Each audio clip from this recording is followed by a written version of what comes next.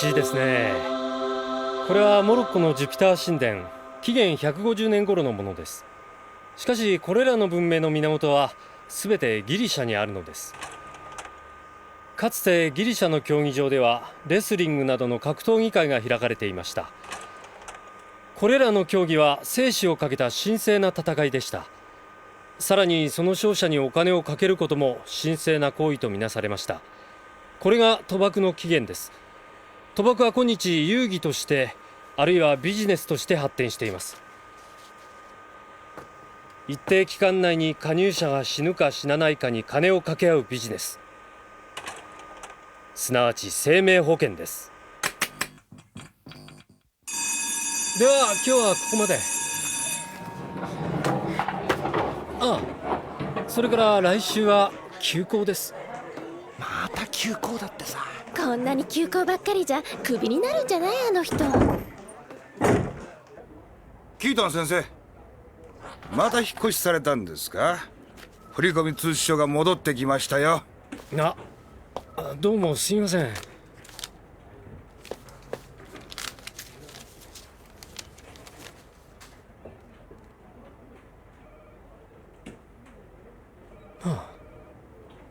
ちゃんと新しい住所書いてくださいよ。はい。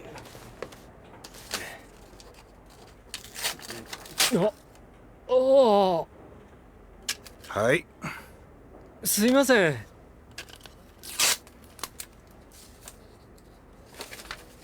ああ、そういえばさっきイギリスから電話がありましたよ。え？ロイズとかっていう保険会社から。ああ、そうですか。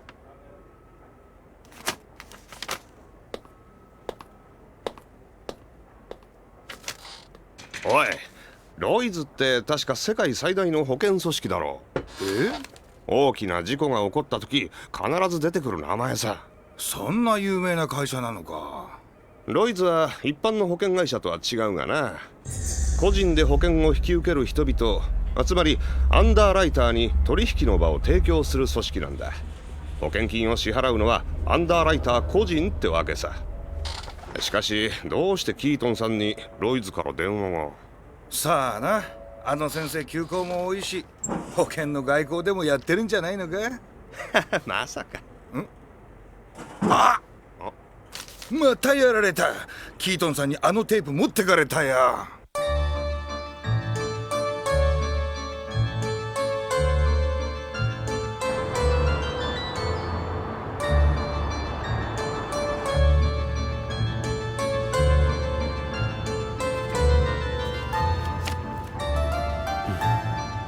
レオン・パパス、ギリシャ出身の元傭兵だ。私はロイズを通してパパスの保険を引き受けていた。彼は最近故郷に戻り静かな生活を送っていたらしい。だが先週転落死した。彼の死に何か不審な点でも？不用意に崖から転落したこと自体疑わしいのだが、最大の疑問点は保険金の受取人だ。彼にはソフィアという愛人がいた。だが彼はなぜか受取人をアテネのオックス美術商会と指定しているのだ。それがオックス美術商会の社長だ。オックスベイヤー。知ってるのかね？まあ。なら話は早いな。レオン・パパスの死の真相、そしてなぜオックスベイヤーが保険金の受取人なのか、それを調査するのが今回のお前の仕事だ。ギリシャまでのチケットだ。頼むぜ。ギリシャか。いいですね。イシドロス村に行ったって何もありませんぜ。何しろ村人はみんなよそに住んでて、帰ってくるのは夏の観光シーズンだけ。まるでゴーストタウンでさ。でも2000年前の村が昔のまま残ってるなんて素晴らしいですよ。いやあ、いつ崩壊したって不思議じゃねえですよ。もともとこの辺りは風が強いことで有名で、風化も激しいんでさ。ああ、そういや一人だけその村に住んでましたよ。ソフィアとかいう女が。それが変な女でね、誰とも口を聞こうとしないんですよ。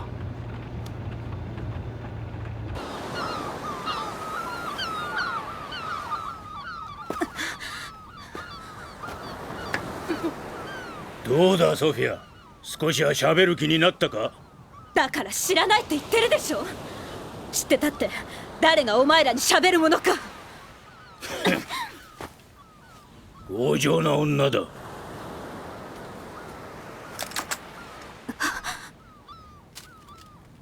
ん？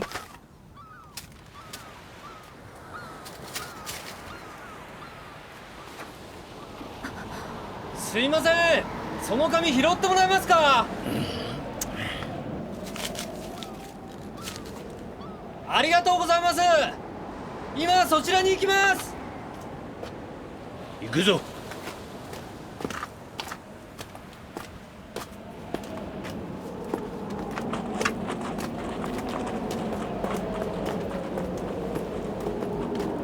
風が強いですね、この村。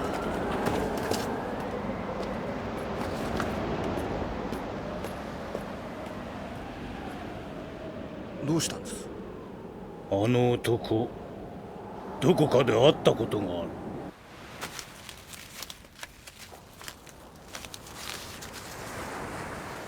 ソフィアさんですね。あ、いや、怪しいものではありません。オップのキートンというものです。オップ保険会社の？はい。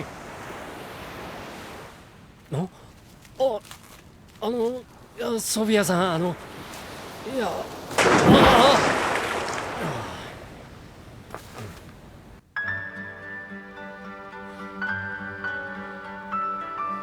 今回の件であなたにお話を伺いたいんです。パパスさんのお宅に案内してくれませんか？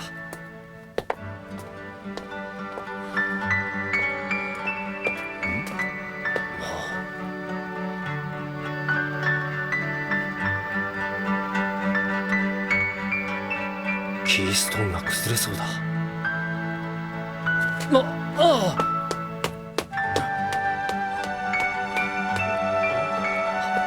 ソフィアさん！レオンの家はこっちよ。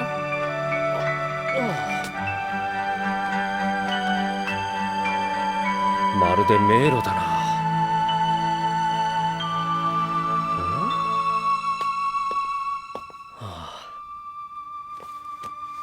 これはブドウ酒用のハンフェラだ。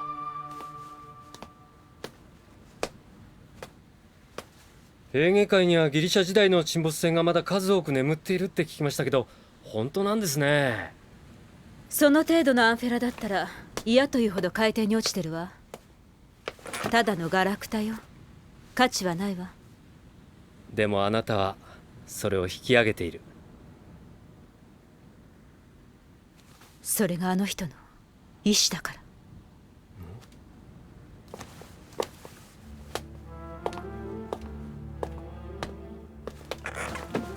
話してもらえませんか、パパスさんのこと。レオンは小さな頃から私の憧れの人だった。村の男の誰よりも強く、それでいて人一倍正義感にあふれていた。彼が民族解放のために戦闘に参加するって聞いた時は喜んだくらい。でもそれは間違いだった。彼は戦争に行くべきじゃなかったのよ。どうするんです？あの男、ただの通りがかりじゃないですよ。今度の件でロイズが動き出したという情報がある。あの男がロイズのオープンなら、このまま黙って返すわけにはいかんだろう。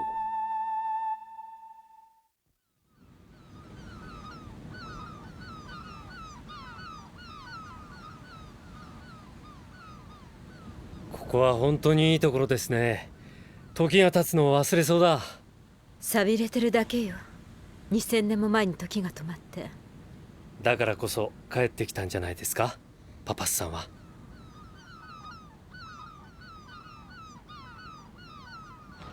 あの日レオンもそうして海を見ていたわ。あの日？彼がこの村に戻ってきた日。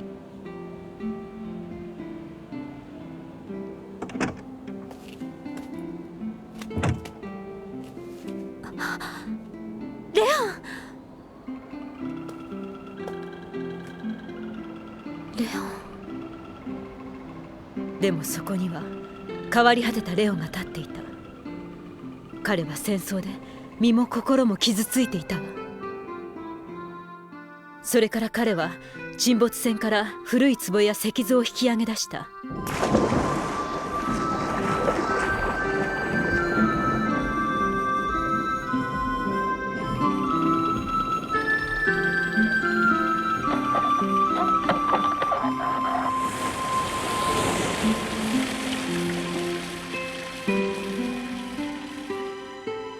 墨絵のクララールにヘルメス像、皆美しい。映画を極めた人々の魂がこの中に宿っているような気がしてこないか、ソフィア。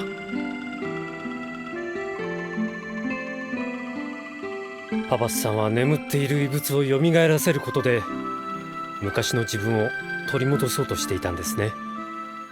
そんな時よ、あいつらが現れたのは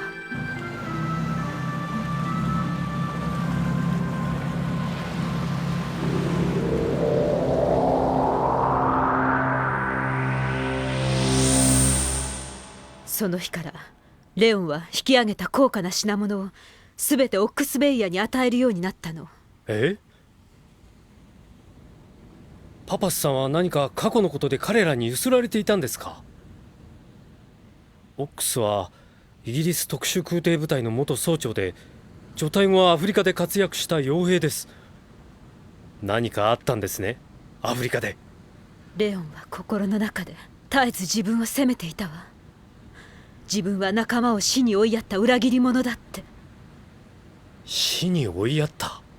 レオンは西サハラのポリサリオ戦線に参加したの。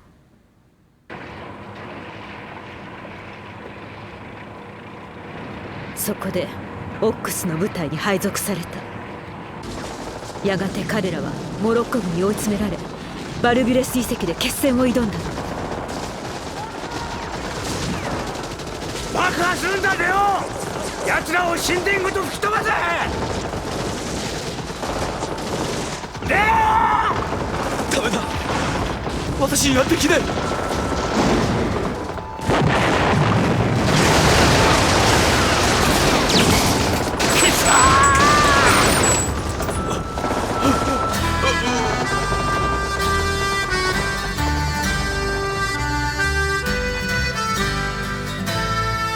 この戦闘で7名の仲間を失った。彼は私に言ってたわ。あの場所は美しすぎたっ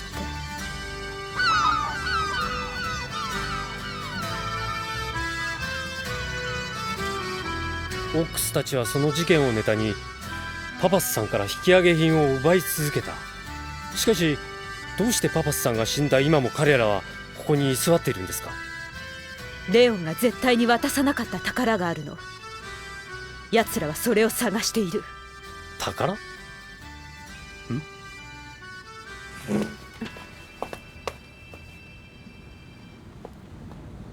オックスたちだ。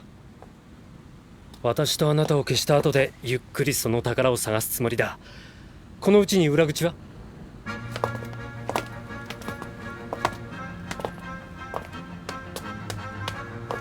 待ってください。彼らは常に上着のボタンをかけ、左腕を体から離していた。つまり左脇に重い拳銃をつっている。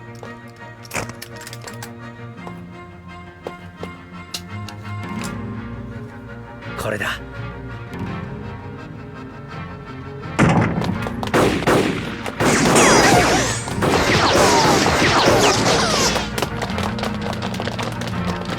移動しろ！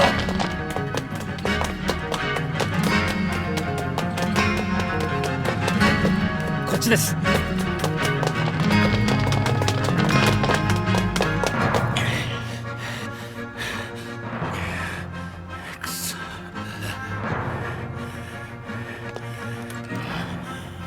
どこだ？やはりあいつはプロだ。確かにどこかで会っている。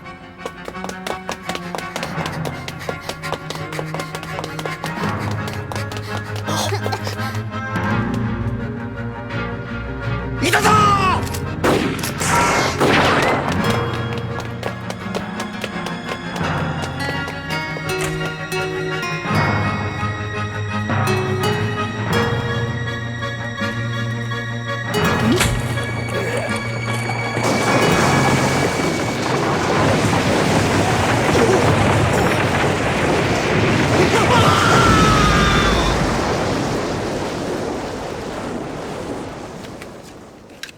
何をするつもりなの？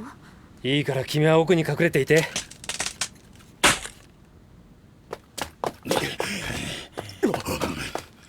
おい、しっかりしろ。くそー、どこだ。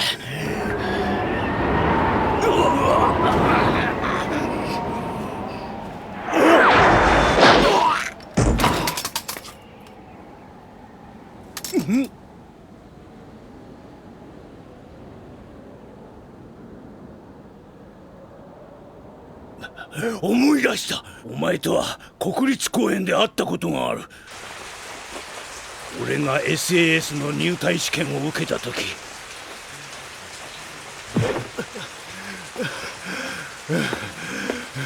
どうした？もう限界ですか？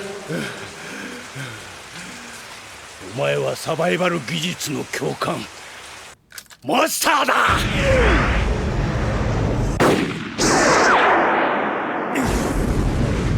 うわっ！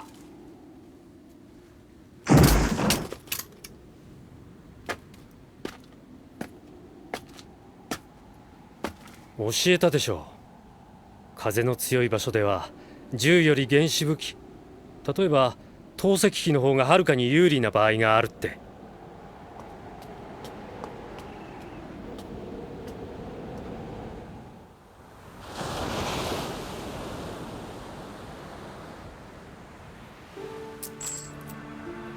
これは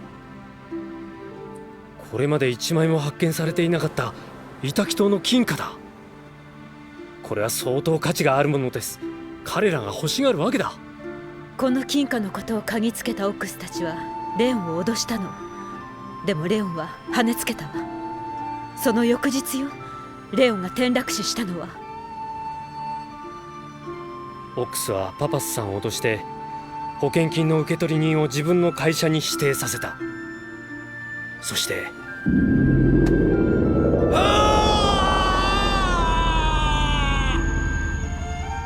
宝と引き換えにパパスさんは、どんなに素晴らしい宝だって命と引き換えるほど価値のあるものなんてないわ。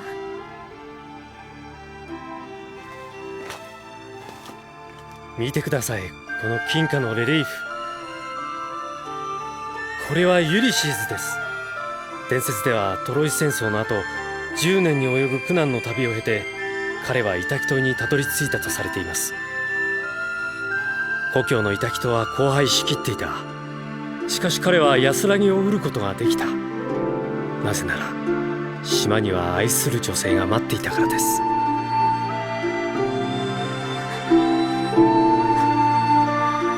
パパスさんはたとえ命を失ってでも守りたかったんですよ、この金貨だけは。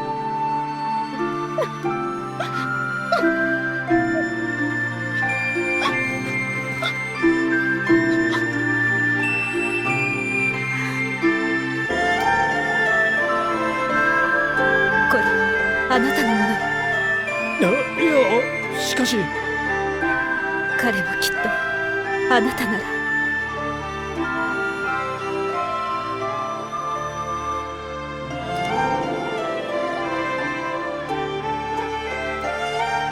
それじゃあ1枚だけ。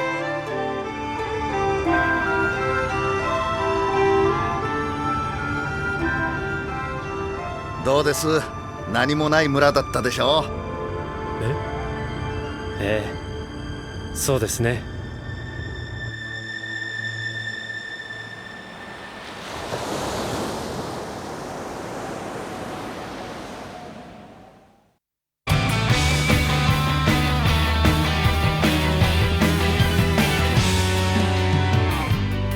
夢の途中で君に気づいた遠く淡い声になれた